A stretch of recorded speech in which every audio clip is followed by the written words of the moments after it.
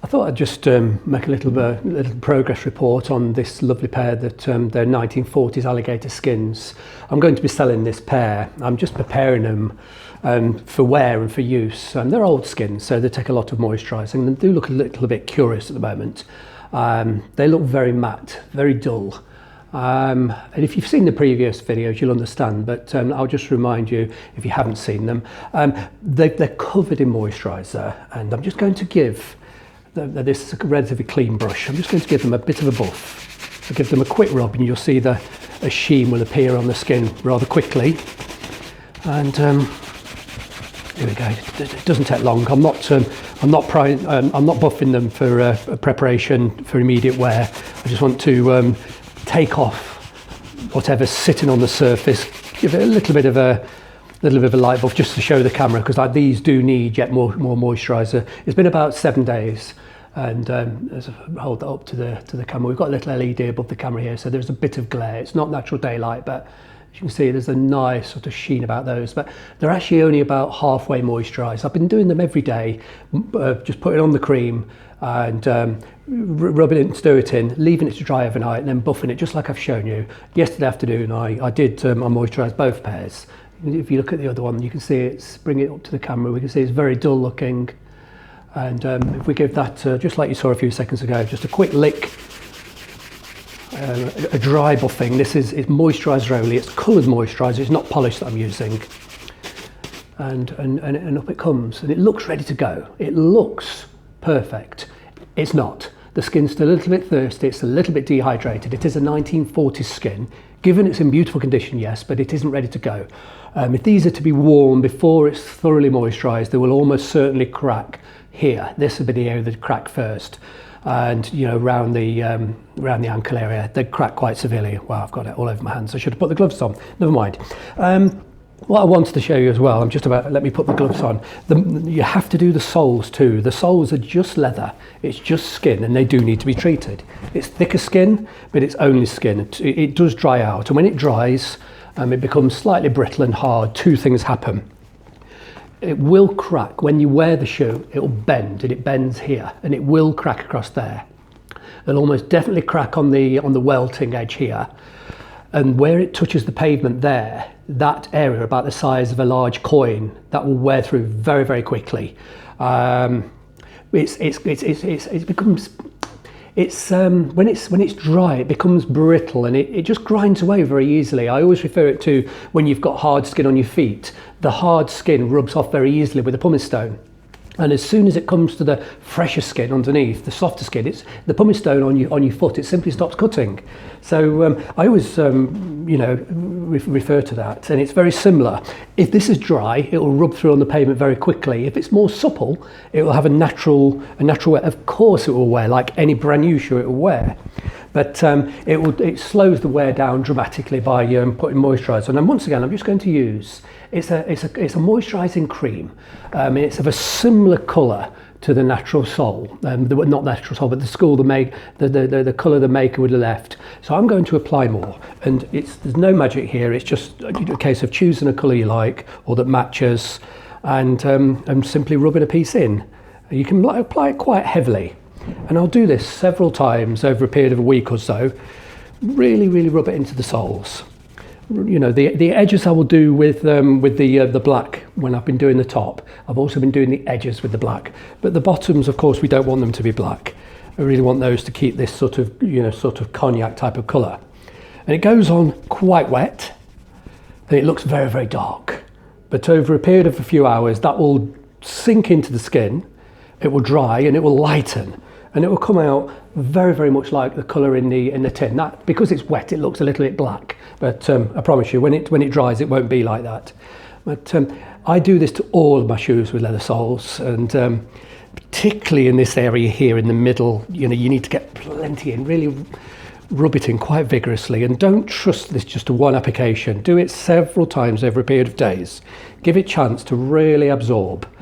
The first time you wear them when they've been moisturised, they might be slightly slippy. That has to be taken as a given. But it's only slippy for about a minute or so until you get a bit of pavement grit that just scuffs this area. You just get a little bit of grit or a little bit of pavement, sort of whatever the pavement's going to do to them. It's going to scratch the sole slightly. And for the first couple of minutes, yes, it will be slightly slippy. Be mindful of that, especially if you're going to be walking down steps or anything. Be absolutely fine on carpet, but there will be just a little bit slippy on harder pavement surfaces, but only for a minute or so. But when you buy a brand new pair of shoes, they've got like a glossy sort of shine. They're very slippy. The first time you put a brand new pair of any shoes ready to wear or bespoke, they're very, very shiny. And for the first few minutes, until they've just got a little bit of scratching here, a little bit of grit off the pavement, they're very slippy. So that's all that I'm going to do to that sole. Of course, I'm going to do the other one, and I'll leave that overnight, and I'll do it again tomorrow, and I'll just give it a light buff with the brush, and allow it to sink in over a period of days. We really do want plenty of moisturiser.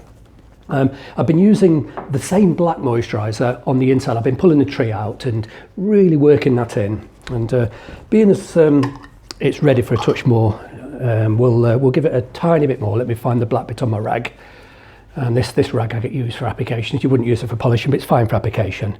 And there really is nothing more to moisturising exotic skins than I'm doing. If you've seen the previous films, forgive me, you'll have seen me do this many times, but if this is the first you've seen, this is what you do. You have to really stir the moisturiser into every sort of scale, really try and work it into the stitching. I've got my fingernail on the edge of the cloth here, so I can catch my fingernail under the stitching to really force it in. And but you can't just leave the cream. I'm not going to call it polish because it's not polish, it's cream. It's moisturiser, it's a coloured moisturiser, it's a cream, whatever you want to call it. It moisturises the skin and it colours it, but it doesn't really polish it, so we're not going to call it a polish. But you can't leave it sitting on the surface and accept it to absorb in. As I've said in previous videos, and I explained in more detail in previous videos why you can't really do that. So you give it a light coat all over. And just when you're satisfied that it's completely covered all over, but it is kind of tacky to the touch, or it will come off on your finger or your glove, you then do have to take the brush and agitate and stir it into all the cracks and creases between the scales. It's the same with snake skin, alligator skin, crocodile skin, many exotics. You can't just rely on leaving the cream on the surface. It doesn't absorb evenly. You get like a sticky residue behind. But eventually, the skin simply stops drawing. When you come to this bit, you're sort of stirring and stirring. And as I'm stirring this, I can feel that it's pretty much disappeared. Just a few seconds of rubbing with the brush, that cream's gone in. So that's definitely still dehydrated. I'll come back to this again tomorrow. But I'll leave that overnight, let it draw, and let it dry off. Then I'll give it a quick buff. Then I'll apply more cream, and I'll do that day after day after day until eventually, when you apply it with the cloth, you can't really tell because it goes on so wet it slips about. But as it starts to absorb, it goes quite quickly, and you can feel it feels a little bit sticky at the surface with the brush when it's when there's a residue left. It feels a little bit sticky. Then as you're rubbing it, it starts to feel quite dry in a few seconds, and this is all feeling quite dry now. But eventually, when it's hydrated, it stops pulling, and that dryness just doesn't appear. You're then stuck with a cream on the surface that will not, so what you have to do is take the cloth and wipe the excess off on a cloth. But that might take a month, and then you can be absolutely confident this skin's hydrated all the way through, all behind the scales, and all of the softer skin in between the scales is quite soft, and they're flexible, and it does tend to tear. Exotic skins are a nightmare for splitting and tearing here. They might look beautiful and really shiny and glossy, but yeah, they do go. This is another pair I've been given exactly the same treatment to. They're not as old, they're from about 1960. And same thing, these, I think these are probably more dehydrated than the other pair here, the split toes. They're Johnson & Murphy. These are made by FootJoy. It's about 20 years difference in the age. I was going to sell these, but to be honest with you, they fit me so well. I think I'll struggle to sell them. I don't think I'm going to do so. I think now they're starting to come to life. That's then been moisturised every single day and rubbed like this for about a week. I haven't yet got around to doing the soles. I'll do that in a minute. But I'm spending about 5 to 10 minutes a day just rubbing them down, applying more cream, stirring that cream in, and then waiting 24 hours. Then come back to it when it's reasonably dry. Just give it a buff. But eventually, it stops absorbing, and it simply won't buff. It will be left with a slightly sticky surface. That's when you know when it will not buff at this point. You're failing to get a slight shine. You know that the skin is fully moisturised, but there's really nothing more to it than that. But it's a very patient, you have to be extremely patient. There's no shortcuts. Do not apply it thick and leave it overnight and expect to come back and it's sucked all that in. It doesn't work. If you've not seen me do this before, have a look at some of the previous videos, because I do explain in much more detail what's involved and different skins. What we've got here, there's lizard. I did those in a previous film. They took a month to actually hydrate. But they were shocking, really, really dry. These are quite dry. They will take probably 3 or 4 weeks. And to be honest, these are not really dry at all in comparison. No, they are dry, but I'd say they're probably 80% dehydrated. These are probably only 40% dehydrated. They're not. They could have been warm without disaster. These would have probably led to disaster. But because I'm going to sell these, I want them to be absolutely 100%. I don't want any risk whatsoever. They are quite small. What size are they? Let me just get my tape measure and just remind myself. I'll just measure the sole. They're around about a UK size 8. Let's have a look at that length. Can we get that on there? It is that 30 or 30.1? 29. They're 30 centimetres, 300 millimetres long. They are quite narrow, so if we measure them across the narrowest point, they're about 100 millimetres, 10 centimetres wide. And across the vamp, once again, these are quite narrow. They are way too narrow for my feet.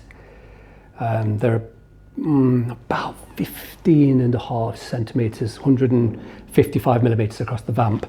They're a slim shoe. They're very, very nice. They'll fit somebody. They don't fit me. There's nothing I can do to make these fit. So once I've got them absolutely perfect, inside out, once they're looking perfect and they're ready to wear without failing and cracking, I'll definitely sell these. So if you're roughly about a size 8 with reasonably slim feet, perhaps if you're interested, send me a direct message, and I'm willing to part with these. I don't like ornaments. I can't wear them, so I want to part with them.